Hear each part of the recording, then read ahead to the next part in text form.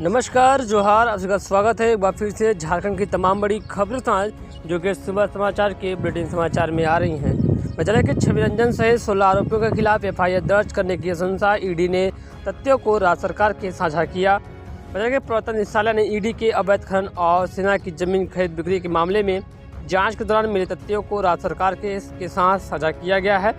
साथ ही ललिता कुमारी बनाम उत्तर प्रदेश के मामले में सुप्रीम कोर्ट द्वारा दोषी व्यक्तियों के खिलाफ प्राथमिकी दर्ज करने के दिए गए आदेश के आलोक में प्राथमिकी दर्ज करने का अनुरोध किया गया है। पीएमएलए की धारा 66(2) के तहत ईडी द्वारा साझा की गई सूचनाओं के मद्देनजर रखते हुए कुल 14 आरोपियों और 2 कंपनियों पर प्राथमिकी दर्ज करने की बाध्यता सरकार पर है। तो वही दूसरी ओर सहायक आचार्य नियुक्ति परीक्षा में अभ्यर्थियों को मिली 4 वर्ष की छूट। 49 साल तक के उम्मीदवार भी दे सकेंगे आवेदन। जैसे झारखंड में 26,000 सहायक आचार्य नियुक्ति की प्रक्रिया शुरू हो गई है। झारखंड कर्मचारी चयन आयोग ने इसके लिए आवेदन जमा करने की तिथि घोषित भी कर दी है। नियुक्ति के लिए अधिकतम उम्र सीमा की गणना 1 अगस्त 2019 के आधार पर की जाएगी। वहीं न्यूनतम उम्र सीमा की गणना 1 अगस्त 2023 से की जाएगी। ऐसे में अभ्यर्थी को राज्य सरकार द्वारा निर्धारित उम्र सीमा में 4 वर्ष की छूट मिलेगी। वहीं अभ्यर्थी उम्र सीमा में छूट को लेकर के किए गए प्रावधान को नियमावली के विपरीत बता दे रहे हैं। अभ्यर्थियों का कहना है कि सहायक आचार्य नियुक्ति नियमावली के अनुसार उम्र सीमा में 7 वर्ष की छूट मिलनी चाहिए, जबकि जारी विज्ञापन के अनुसार अधिकतम उम्र सीमा में 4 वर्ष की छूट दी गई है। विज्ञापन के अनुसार अनारक्षित व आर्थिक रूप से कमजोर वर्ग के अभ्यर्थियों के लिए अधिकतम उम्र सीमा 20 वर्ष रखा गया है। 4 वर्ष की छूट मिलने पर 44 वर्ष तक के अभ्यर्थी नियुक्ति प्रक्रिया में शामिल हो सकेंगे। तो दूसरी ओर नर्सिंग के लिए स्थानीयता की बाधा समाप्त। आज से ऑनलाइन आवेदन शुरू। बदले के सरकारी व गैर सरकारी संस्थाओं में BSc nursing basic, post basic व नर्सिंग पाठ्यक्रम 2023 और 2024 के सत्र में नामांकन के लिए झारखंड का निवासी होने की बाध्यता समाप्त कर दी गई है। अब कोई भी अभ्यर्थी नामांकन के लिए आवेदन कर सकता है। इस संबंध में झारखंड संयुक्त प्रवेश प्रतियोगिता परीक्षा बोर्ड की ओर से सूचना जारी की गई है। बोर्ड ने कहा है कि स्वास्थ्य विभाग के उक्त शर्त को हटा लिया गया है। 21 जुलाई से योग्य अभ्यर्थियों से ऑनलाइन आवेदन आमंत्रित किया गया है। ऑनलाइन आवेदन करने की अंतिम तिथि 29 जुलाई तय की गई है। बोर्ड ने कहा है कि सत्र 2023 और 24 के लिए जो अभ्यर्थी पहले से आवेदन कर चुके हैं उन्हें दोबारा आवेदन करने की ज़रूरत नहीं है। साथ ही यह भी कहा गया है कि झारखंड के राज्य के स्थानीय निवासियों के सुयोग सभी अभ्यर्थियों के नामांकन के बाद यदि सीटें रिक्त रहती है तो अन्य अभ्यर्थियों के नामांकन पर विचार किया जाएगा। तो वहीं दूसरी ओर पलामू में तालाब में डूबने से 4 वर्ष की 4 बच्चों की मौत। पलामू के रामगढ़ थाना क्षेत्र के सरजा स्थित नीलांबर पीताम्बर हाई स्कूल के 4 विद्यार्थियों को तालाब में डूबने से मौत हो गई। घटना गुरुवार की शाम की बताई जा रही है। जानकारी के अनुसार छुट्टी के बाद बच्चे स्कूल के पीछे तालाब में स्नान करने चले गए। इसी क्रम में डूबने से मौत हो गई। बच्चे देर शाम तक घर नहीं लौटे। इसके बाद परिजनों ने खोजबीन की शुरू की। तालाब के नज़दीक बैग पड़ा हुआ है, जिसके बाद खोजबीन देर शाम शुरू की गई, जिसके बाद 100 को तालाब से बरामद किया गया। चारों बच्चे उल्डंडा के उर्रा टोला के रहने वाले हैं। घटना की सूचना मिलने के बाद रामगढ़ पुलिस 100 को कब्जे में लेकर पोस्टमार्टम के लिए NMCH भेज दिया गया है। तो दूसरी ओर रांची में आक्रोश मार्च। आज 23 को बनेगी मानव श्रृंखला। कि मणिपुर में आदिवासियों पर हो रही हिंसा और राज्य व केंद्र सरकार के रवैयों के खिलाफ विभिन्न आदिवासी संगठनों के बैनर तले आक्रोश मार्च व पुतला दहन कार्यक्रम किया जाएगा। आक्रोश मार्च 21 जुलाई को दिन के 3 बजे जयपाल सिंह मुंडा स्टेडियम से अल्बर्ट एक्का चौक तक निकाला जाएगा। वहीं 23 जुलाई को झारखंड क्रिश्चियन यूथ एसोसिएशन के बैनर तले दिन के 10 से 12 बजे तक सुजाता चौक से सरजना चौक होते हुए कांका टोली चौक तक मानव श्रृंखला बनाई जाएगी। रांची के कई इलाकों में अभी तक हो रही है झमाझम बारिश। बदले कि घाटशिला में गुरुवार की शाम हल्की बारिश के साथ आसमानी बिजली चमकने के बाद से बिजली गुल है। उपभोक्ताओं का आरोप है कि झारखंड बिजली वितरण निगम लिमिटेड विद्युत शक्ति उपकेंद्र का निर्माण तो कराता है, मगर केंद्र को आसमानी बिजली से बचाने की दिशा में कोई कदम नहीं उठाया है। नतीजन 40 वर्षों से यह देखा जा रहा है कि जब भी आसमानी बिजली चमकती है घाटशिला में घंटों बिजली आपूर्ति बाधित हो जाती है। शाम में बिजली आपूर्ति बाधित रहने से विद्यार्थियों की पढ़ाई के साथ व्यवसायियों का व्यवसाय भी प्रभावित होता है। वहीं राम मंदिर के पास लगाए गए ट्रांसफार्मर से किसी उपभोक्ता के घर और दुकान में 470 वोल्ट बिजली आपूर्ति बहाल रहने से परेशानी उठानी पड़ रही है। बदले के रांची में हल्के से मध्यम दर्जे की बारिश हो रही है, जिसमें मौसम सुहाना हो गया है। ठंडी ठंडी हवाएं भी चल रही थी। तो दूसरी वो धनबाद के में जात जमात के चक्कर में नहीं मिल रहा है मकान, आश्रय गृह में रहकर पढ़ने को मजबूर हैं पैरामेडिकल छात्र।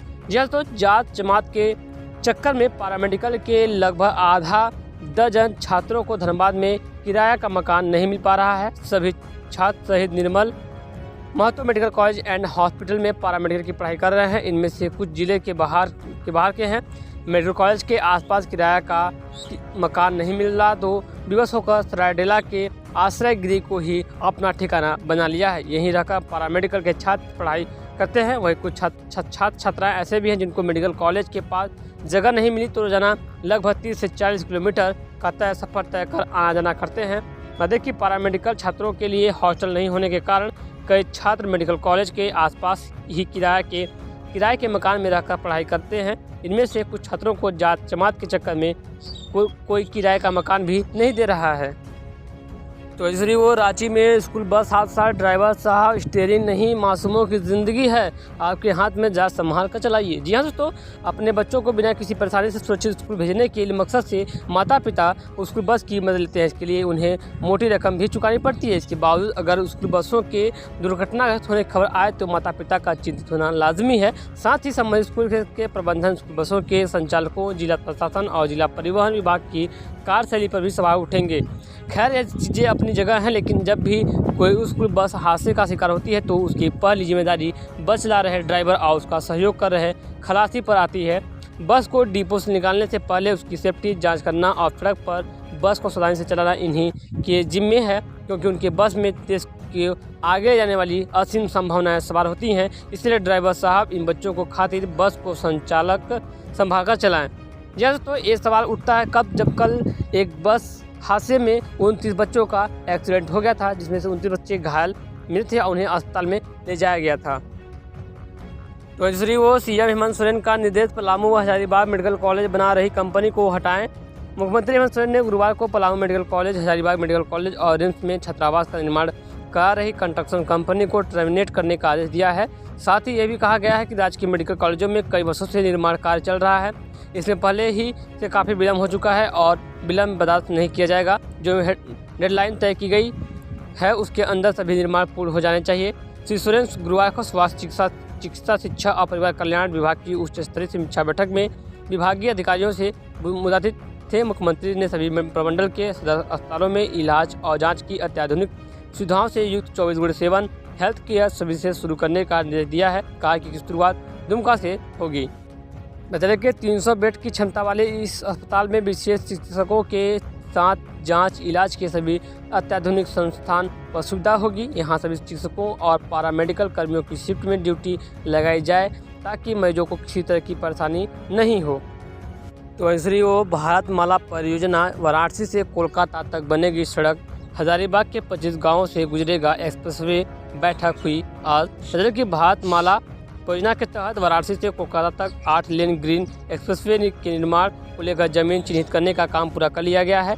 यह सड़क हजारीबाग जिले के 5 प्रखंडों के 25 गांव से गुजरेगा। इनमें से 10 गांव को जिला प्रशासन से अधिसूचित कर दिया गया है। एक्सप्रेसवे के लिए हजारीबाग जिले में कुल 733.895 एकड़ जमीन अधिकृत की जाएगी। भारतमाला परियोजना के तहत प्रस्तावित वाराणसी कोलकाता ग्रीन एक्सप्रेसवे में 610 किलोमीटर लंबा होगा। इसमें झारखंड में 187 किलोमीटर, पश्चिम बंगाल में 247, बिहार में 159 और यूपी में 22 किलोमीटर लंबी सड़क होगी।